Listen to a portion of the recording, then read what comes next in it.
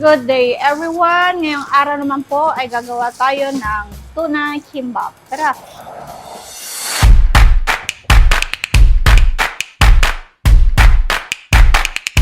So kakailanganin po natin ng seaweed, kanin, sesame seed, sesame oil, salt, fried egg, tuna, cucumber, radish, red chili. So ngayon po, imimix po natin yung kanin ng sesame seed, sesame oil, then konting asin. So, gagawa na po tayo.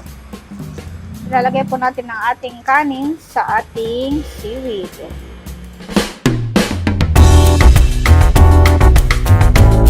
So, next po, ilalagay na po natin ang ating egg. So, next naman po ang ating cucumber at radish. So, ngayon naman po, ang ilalagay natin ang ating tuna. So, next naman po ang ating red chili.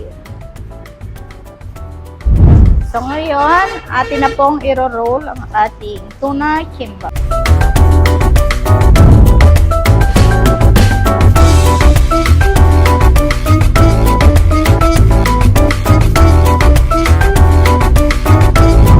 So, ito na po ang ating finished product ng tuna kimbap. Let's see it!